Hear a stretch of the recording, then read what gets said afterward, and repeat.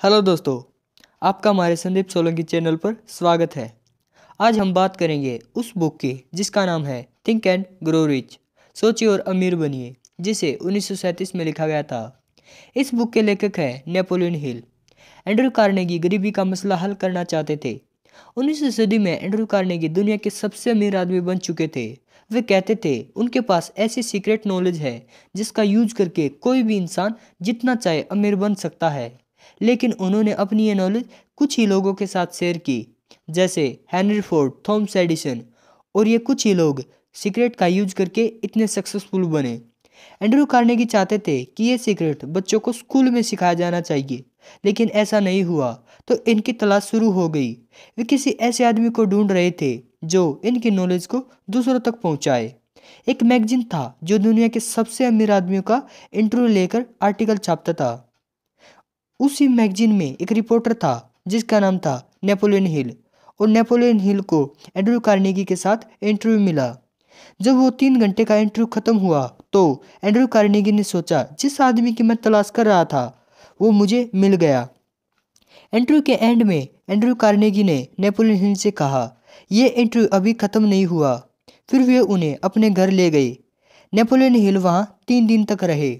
3 दिन के एंड में एंड्रयू कार्नेगी ने उनसे पूछा, नेपोलियन, अब तुम्हें मेरे सीक्रेट के बारे में पता चल गया है। मैं चाहता हूँ तुम ये सीक्रेट लोगों तक पहुँचाओ। मैं तुम्हें दुनिया के सबसे सक्सेसफुल लोगों से मिलवाऊंगा। मैं चाहता हूँ तुम उन्हें स्टडी करो। मैं चाहता हूँ तुम इस सीक्रेट को 20 साल तक स्टडी करो, फिर इसे लोगों तक पहुँचाओ। नेपोलियन ने काम ले लिया और उन्होंने काम करना शुरू कर दिया। 25 साल तक उन्होंने दुनिया के सबसे अमीर और सक्सेसफुल लोगों को स्टडी किया, फिर यह बुक लिखी, थिंक एंड ग्रो रिच। इस बुक ने बहुत से लोगों की लाइफ को चेंज कर दिया है। इस बुक में 14 स्टेप दिए गए हैं जिसे हम आज इस वीडियो में शेयर करेंगे। नंबर 1, डिज़ायर, इच्छा। डिज़ायर मतलब चाहत होना। जिस काम को करके आपको अच्छा लगे तो उसमें आपकी चाहत है, और जिस काम को करके अच्छा न लगे तो उसमें आपकी चाहत नहीं है। स्ट्रॉन्ग डिज़ायर प्रकृति को भी हरा सकता है। अगर आपको सक्सेसफुल होना है तो आपके अंदर स्ट्रॉन्ग डिज़ायर होना चाहिए। अगर आपके अंदर अमीर बनने की इच्छा है तो आप अमीर बन जाएंगे। सभी उपलब्धियों का शुरुआती कदम होता है इच्छा। इच्छा ही सब कुछ है। दौलत और कामयाबी अवश्य आती है यदि उसे पाने का डिज़ायर हो। डिज़ायर ऐसा होना चाहिए जो दिल दिमाग पर हावी हो जाए। अगर किसी का डिज़ायर किसी चीज़ को पाने का स्ट्रॉन्ग है तो डिज़ायर गोल को अचीव करने का रास्ता अपने आप निकाल लेता है। नेपोलियन हिल कहते हैं कि अगर आपको रिच बनना है तो सबसे पहले आपके अंदर डिज़ायर होना चाहिए, एक ऐसा स्ट्रॉन्ग डिज़ायर। फिर उन्होंने बुक में 6 स्टेप बताए हैं किसी भी डिज़ायर को पूरा करने के लिए। स्टेप 1, आपको यह डिसाइड करना है कि आपको असल में चाहिए क्या। एग्जाम्पल, फिक्स अमाउंट जैसे 10 लाख रुपया, न कि ये कहना कि बहुत सारा रुपया। स्टेप 2, आप इसके बदले क्या करोगे। जो भी आपने गोल रखा है उसके बदले में आप क्या सर्विस दोगे। स्टेप 3, सेट डेडलाइन, गोल के लिए टाइम लिमिट सेट करना। आप अपने गोल को कब तक अचीव कर लोगे। स्टेप 4, गोल पूरा करने के लिए प्लान बनाओ। आप गोल को किस तरह पूरा करोगे इसकी प्लानिंग करो। स्टेप 5, आपने अपने गोल को अचीव करना है, ये सब स्टेप लिख ले। स्टेप 6, अपने लिखे हुए प्लान को दिन में 2 बार पढ़ें और विश्वास करें जैसे आपके पास उतना पैसा अभी हाल मौजूद है। 2, फेथ, आस्था। डिज़ायर के साथ साथ आपको अपने गोल पर यकीन भी होना चाहिए। थॉमस एडिसन का पार्टनर इसलिए बना क्योंकि उसके अंदर एक बर्निंग डिज़ायर था, लेकिन साथ ही उसे यकीन भी था कि वह अपना गोल अचीव कर लेगा। फेथ का मतलब ही बिलीव है, मतलब आप श्योर हो कि आप अपना गोल अचीव कर लोगे। आत्मविश्वास का फॉर्मूला। 1, मुझ में लक्ष्य को हासिल करने की योग्यता है और मैं इसे हासिल कर लूँगा। 2, मैं किस तरह का इंसान बनने के बारे में सोच रहा हूँ ताकि मेरे मस्तिष्क में इसकी एक स्पष्ट तस्वीर रहे। 3, मैं जानता हूँ जिस भी इच्छा को अपने मस्तिष्क में निरंतर बनाए रखूँगा वह अपने आप को भौतिक समतुल्य में बदल लेगी। 4, मैंने स्पष्ट लक्ष्य का वर्णन लिख लिया है और मैं कोशिश करना कभी नहीं छोड़ूंगा। 5, मैं ऐसी शक्तियों को अपनी तरफ आकर्षित करके सफलता पाऊंगा जिनका मैं प्रयोग करना चाहता हूँ। इन 5 पॉइंट्स को दोहराने से फेथ बढ़ता है। नंबर 3, ऑटो सजेशन, आत्म सुझाव। मान लो आपका माइंड एक शिप की तरह है। पहला, कॉन्शियस माइंड जो शिप का कैप्टन है। दूसरा, सबकॉन्शियस माइंड जो शिप का वर्कर है। सबकॉन्शियस माइंड के पास शिप का व्हील है। वो जिस तरफ शिप को घुमाएगा उसी तरफ शिप घूमेगा। पर यह अपने आप नहीं करता क्योंकि यह तो वर्कर है। यह सारा काम कॉन्शियस माइंड के कहने पर करता है। जब आप नया काम करते हो तो आपको सोचना पड़ता है, तो समझो यह काम कॉन्शियस माइंड कर रहा है। मैं क्या चाहता हूँ, घर, गाड़ी, पैसा, यह अपने सबकॉन्शियस माइंड को बोलना है कि यह पूरा हो जाएगा। ऐसा करने से यह बात आपके सबकॉन्शियस माइंड में चली जाएगी और आप अपना गोल अचीव कर लोगे। सवाल यह है, अपने सबकॉन्शियस माइंड तक गोल कैसे पहुँचाए। आपने जो भी इच्छा या गोल लिखा है उसे बार बार बोलो। सोने से पहले, उठने के बाद। मान लो आपने लिखा है 1,00,000 रुपया। आपको इस तरह बोलना है, साल खत्म होने से पहले पहले मेरे पास ₹1,00,000 होगा। इसको बोलते वक्त दो बातों का ध्यान रखो। पहला, इमोशंस के साथ बोलना है क्योंकि सबकॉन्शियस माइंड इमोशंस वर्ड को जल्दी लेता है। दूसरा, इसके बारे में आपको सोचना नहीं है, यह कैसे पूरा होगा। अगर एक बार यह बात आपके सबकॉन्शियस माइंड में चली जाए तो आपको गोल अचीव हो जाएगा। नंबर 4, स्पेशलाइज नॉलेज, विशेष ज्ञान। नॉलेज दो तरह की होती है, जनरल नॉलेज और स्पेशलाइज नॉलेज। जनरल नॉलेज मतलब बहुत से फील्ड की जानकारी होना। स्पेशलाइज नॉलेज मतलब कि पर्टिकुलर फील्ड या सब्जेक्ट की नॉलेज होना। ऑथर हमें कहते हैं कि हम एजुकेटेड बने। एक एजुकेटेड आदमी वो होता है जिसके पास स्पेशलाइज नॉलेज हो और वो अपने गोल को अचीव कर ले। पिछले स्टेप में आपने सोचा था कि आपका डिज़ायर क्या है, अब उसी के लिए स्पेशलाइज नॉलेज प्राप्त करें। एग्जाम्पल, आपका गोल है 1,00,000 रुपया कमाना, तो आप उसके लिए बेहतर सर्विस देने के लिए स्पेशलाइज नॉलेज प्राप्त करेंगे। या आपके पास टाइम नहीं है तो आप स्पेशलाइज नॉलेज के ग्रुप को हायर कर सकते हैं। वह आदमी जो ऐसे स्पेशलिस्ट मास्टरमाइंड का ग्रुप बनाकर उन्हें मार्गदर्शन देता है, जिनके ज्ञान के द्वारा धन का अर्जन किया जा सकता है, उसे बहुत अधिक बुद्धिमान कहा जाएगा। थॉमस एडिसन अपनी जिंदगी में सिर्फ 3 महीने स्कूल गए थे, परंतु उनके पास शिक्षा की कमी नहीं थी, न ही वे गरीबी में मरे। हेनरी फोर्ड 6th क्लास से कम पढ़े थे, परंतु आर्थिक दृष्टि से उन्होंने अपनी स्थिति अच्छी कर ली थी। नंबर 5, इमेजिनेशन, कल्पना। इमेजिनेशन दो तरह की होती है, पहली सिंथेटिक इमेजिनेशन, दूसरी क्रिएटिव इमेजिनेशन। सिंथेटिक इमेजिनेशन शक्ति के द्वारा इंसान पुराने थॉट्स, कंसेप्ट्स और प्लान्स के जरिए न्यू कॉम्बिनेशन बनाता है। क्रिएटिव इमेजिनेशन शक्ति के द्वारा इंसान कुछ नया क्रिएट करता है। आज के समय में जितने भी इन्वेंशन या डिस्कवरी हैं, ये सब इमेजिनेशन का ही रिजल्ट है। आप जितना ज़्यादा इमेजिन करोगे आपको उतने ही ज़्यादा आइडियाज़ मिलेंगे। सिंथेटिक इमेजिनेशन अपने थॉट्स, कंसेप्ट से आप प्लानिंग करके न्यू कॉम्बिनेशन बनाकर अपने गोल को अचीव कर सकते हैं।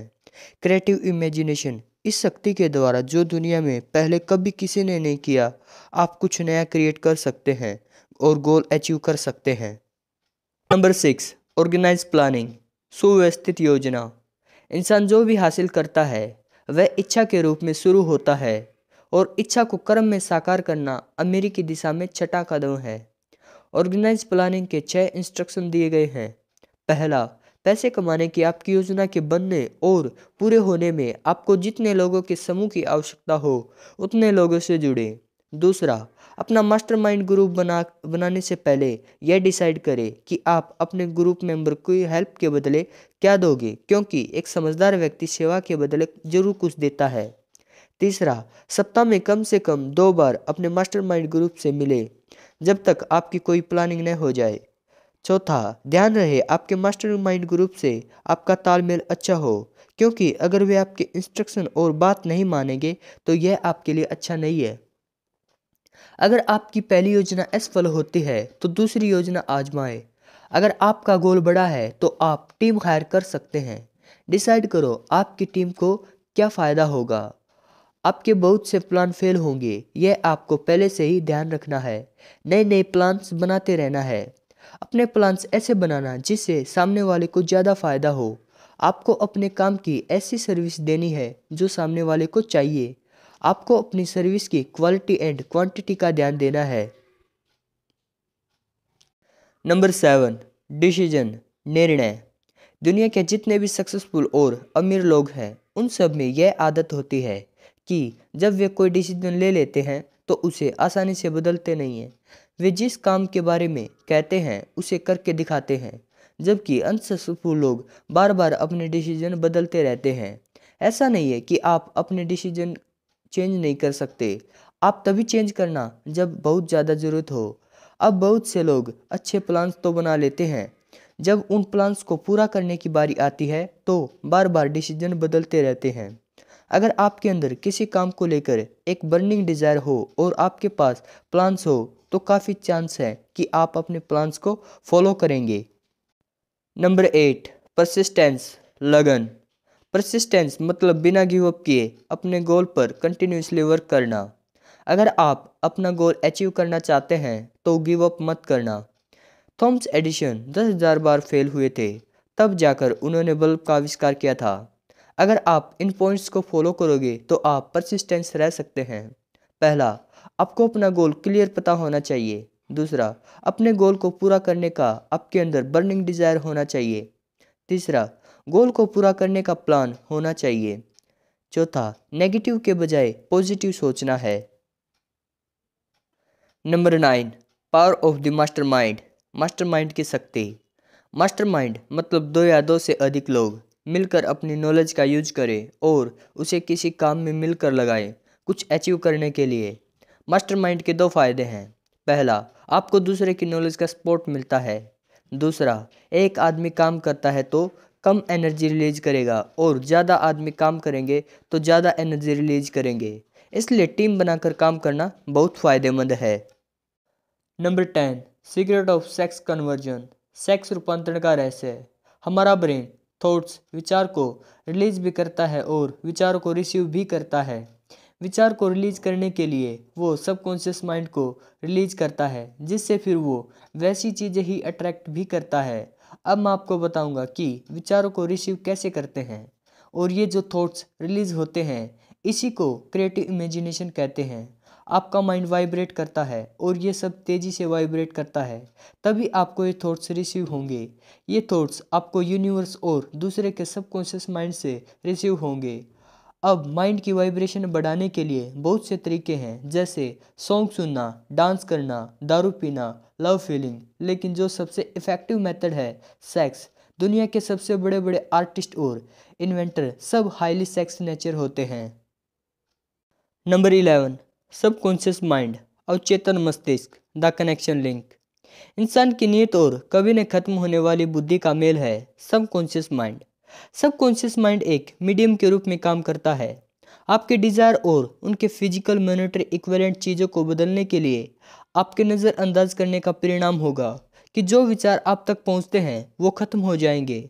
अगर आप अपने डिज़ायर को प्लांट करने में फेल रहे तो अपने सबकॉन्शियस माइंड पर कंट्रोल पाने के लिए 7 बड़े पॉजिटिव इमोशंस अप्लाई करने और अपने फ़ायदे के लिए इस्तेमाल करने की आदत डालें।